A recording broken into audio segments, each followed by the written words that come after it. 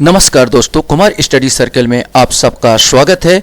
आज हम लोग लेके चल रहे हैं छत्तीसगढ़। आज हम लोग छत्तीसगढ़ के इतिहास, विशेष करके प्रागैतिहासिक काल के हम लोग बारे में चर्चा करेंगे। सबसे पहले हम देखते हैं छत्तीसगढ़ के इतिहास के बारे में। तो प्रागैतिहासिक काल, इसको मैं 3 भागों में बांट सकता हूँ। कौन कौन सा? प्रागैतिहासिक काल, आदि ऐतिहासिक काल और ऐतिहासिक काल। तो हमको सवाल ये उठता है कि प्रागैतिहासिक काल किसको कहते हैं? तो प्रागैतिहासिक काल हम उस काल को कहते हैं जिस काल में मनुष्य क्या करता था? पत्थरों का औजार का इस्तेमाल करता था। यह लकड़ियों में पत्थरों को फिट कर लेता था और फिट करके बांध लेता था, इस प्रकार हथियार बनाता था। तो हमें छत्तीसगढ़ में प्रागैतिहासिक काल के बहुत सारी चीज मिलते हैं, चाहे वो रायगढ़ हो, रायगढ़ का सिंघनपुर हो, रायगढ़ का कबरा गुफा हो, या हमको चितवा डोंगरी हो, या चरामा, कांकेर जिला का चरामा हो। हमें बहुत सारे इसमें शैल चित्र और बहुत सारे छोटे छोटे पत्थरों के औजार हमको देखने को मिलते हैं। जहां तक आदि ऐतिहासिक काल की बात होता है, तो आदि ऐतिहासिक काल हम उस काल को कहते हैं जिस काल में हमको लिपि तो मिली है लेकिन आज तक पढ़ी नहीं जा सकी। जैसे सिंधु घाटी सभ्यता की लिपि चित्रलिपि हुआ करती थी, और चित्रलिपि हो, और यहाँ पर जो आज तक पढ़ी नहीं जा सकी, और छत्तीसगढ़ में सिंधु काल से संबंधित कोई भी घटना नहीं घटी है। इसलिए जो आदि ऐतिहासिक काल से संबंधित छत्तीसगढ़ में हमको कोई भी ऐतिहासिक अभिलेख नहीं प्राप्त होता है।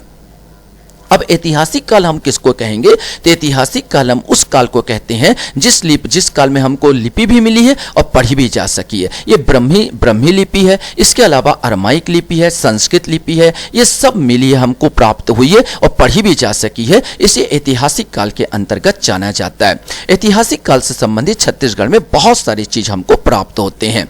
छत्तीसगढ़ को अब हम लोग प्रागैतिहासिक काल में बांटे तो प्रागैतिहासिक काल में 4 भागों में हम बांट सकते हैं। पूर्व पाषाण काल, मध्य पाषाण काल, उत्तर पाषाण काल और नव पाषाण काल। पूर्व पाषाण काल, मध्य पाषाण काल, उत्तर पाषाण काल और नव पाषाण काल में बांट सकते हैं। तो सबसे पहले हम लोग आज चलते हैं छत्तीसगढ़ का पूर्व पाषाण काल। पूर्व पाषाण काल में अगर बात किया जाए तो छत्तीसगढ़ में जो मेन हमको मिले हैं वो रायगढ़ जिला में कबरा पहाड़, बोतलदा, भंवरखोल, गीधा, सोनबरसा और महानदी घाटी। याद रखेंगे, रायगढ़ जिले में कबरा पहाड़ जो मिला है, बोतलदा, भंवरखोल, गीधा, सोनबरसा, महानदी घाटी, यहाँ से हमको पूरा प्राप्त हुए हैं। शैल चित्र प्राप्त हुए हैं, छोटे छोटे औजार प्राप्त हुए हैं, माइक्रोलिथ प्राप्त हुए हैं, अर्धचंद्राकार औजार प्राप्त हुए हैं। तो इस प्रकार छत्तीसगढ़ में हम देखा जाए तो रायगढ़ जिले में पूर्व पाषाण काल के बहुत सारे अवशेष विद्यमान हैं। इसके बाद हम लोग अगर देखें तो आता है नव पाषाण काल को हम लोग पहले देख लेते हैं। तो नव पाषाण काल में हमको जो प्राप्त हुआ है वो अर्जुनी कहाँ पर? ये दुर्ग में अर्जुनी। याद रखेंगे, दुर्ग में अर्जुनी प्राप्त हुआ। अर्जुनी जो जगह है वो दुर्ग नामक स्थान पर है। चितवा डोंगरी जो आपको मिलेगा ये राजनांदगांव मिलेगा, और टेरम जो मिलेगा ये रायगढ़ मिलेगा। तो याद रखेंगे अर्जुनी, चितवा डोंगरी और टेरम। अर्जुनी तो दुर्ग में प्राप्त हुई। यहाँ पर भी पाषाण खंड के बहुत सारी चीज हमको मिलते हैं। पाषाण माने पत्थर का औजार प्राप्त होते हैं। चितवा डोंगरी जो कि आपका राजनांदगांव, और जिसका खोज का श्रेय जाता भगवान सिंह बघेल एवं डॉक्टर रामेंद्र नाथ मिश्र। याद रखेंगे, दो व्यक्तियों को खोज का श्रेय जाता है, भगवान सिंह बघेल एवं डॉक्टर रामेंद्र नाथ मिश्र को जाता है चितवा डोंगरी खोज का।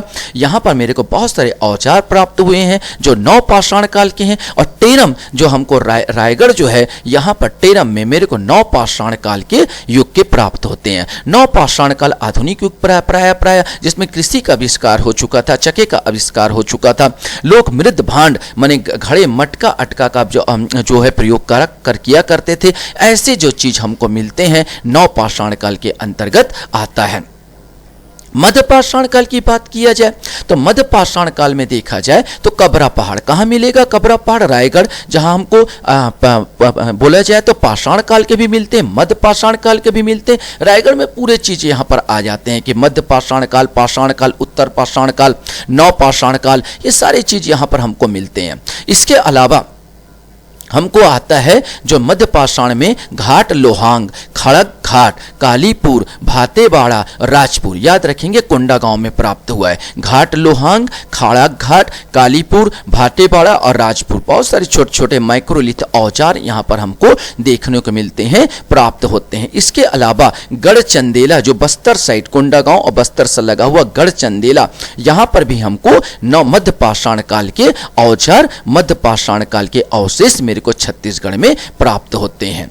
इसके बाद आता उत्तर पाषाण काल की बात कर लिया जाए तो उत्तर पाषाण काल में मेरे को देखने महानदी घाटी, महानदी घाटी देखने को मिलती है जो कि रायगढ़ में पड़ेगी। सिंघनपुर की गुफा, ये भी आपको रायगढ़ में मिलेगी, सिंघनपुर की गुफा। इसके बाद धनपुर, धनपुर आ जाएगा, पहले तो बिलासपुर जिले के अंतर्गत आता लेकिन अभी मुंगेली जिले के अंतर्गत आ रहा है। यहाँ पर ऊपर साइड आपको धनपुर में उत्तर पाषाण काल के औजार और हमको चित्र जो शिलालेख में बनाते थे इन लोग, ये हमको देखने को मिलता है।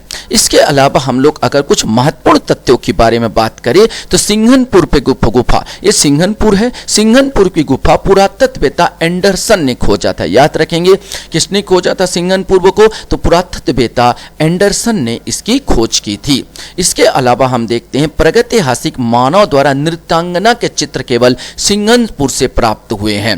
नृत्यांगना के अगर चित्र के देखा जाए तो यहां पर आप देख रहे हैं नृत्य करता हुआ मानव, जो कि मेरे को कहां मिलता है, सिंघनपुर से प्राप्त हुआ है। ये सिंघनपुर से नृत्य करता हुआ मानव, बहुत सुंदर चित्र यहां पर आपको देखने को मिल रहा है। इसके अलावा एलियंस यूएफओ के चित्र चरामा से प्राप्त हुए हैं, चरामा कांकेर साइड जिला में मिलेगा। तो ये आप देख रहे हैं यहाँ पर प्राप्त हुआ एलियन टाइप का मानव दिख रहा है यहाँ पर। इसके अलावा यहाँ पर यूएफओ जो यहाँ पर शायद तक इन लोगों का पहचान थी यूएफओ का जो बना हुआ है, ये मेरे को चरामा से प्राप्त हुआ है। बहुत बार प्रतियोगिता परीक्षा में ऐसे क्वेश्चन पूछा गया है कि एलियंस के चित्र कहाँ मिले हैं और यूएफओ को चित्र कहाँ मिले हैं। इसके अलावा हम देखते हैं सिंघनपुर से सीढ़ीनुमा मानव आकृति शिकार करता मनुष्य प्राप्त हुआ। इस शिकार करता हुआ मनुष्य का चित्र आप देख सकते हैं, ये प्राप्त हुआ सिंघनपुर से। इसके लिए शिकार करता हुआ, धनुष बाण से शिकार करता हुआ इन लोग आदिम मानव जो चित्र बनाते थे इस प्रकार बनाए हुए हैं। इसके अलावा कबरा की पहाड़ में आप देखोगे पंक्तिबद्ध मानव, ये देख रहे हैं एक दूसरे को पकड़े हुए मानव, ये पंक्तिबद्ध मानव का समूह प्राप्त हुआ है। इसके अलावा यहाँ छिपकिली, सांभर, घड़ियाल, सांभर का चित्र प्राप्त हुए। ये छिपकिली का आप देखिए बहुत सुंदर छिपकिली का चित्र यहाँ पर कहाँ प्राप्त हुआ, कबरा के पहाड़ से हमको प्राप्त हुआ है। इसके अलावा आपको दुर्ग जिले में घनौरा नामक स्थान से 500 महापाषाणिक स्मारक प्राप्त हुए हैं। ये जो देख रहे हैं स्मारक, जहाँ पर क्या होता था, मनुष्यों को गाड़ दिया जाता था और स्मृति चिन्ह के रूप में पत्थरों को गोल गोल लगा दिया जाता था। इसकी खोज का श्रेय J.R. काम्बले, याद रखेंगे J.R. काम्बले और डॉक्टर रामेंद्र नाथ मिश्र को जाता है। मैंने दुर्ग जिले के घनौरा नामक स्थान पर जो 500 महापाषाणिक स्मारक प्राप्त हुए हैं, इसकी खोज का श्रेय J.R. काम्बले, डॉक्टर रामेंद्र नाथ मिश्र को जाता है। आशा करता हूं ये वीडियो भी आपको लगा होगा। वीडियो वॉच करने के लिए धन्यवाद। Thank you very much.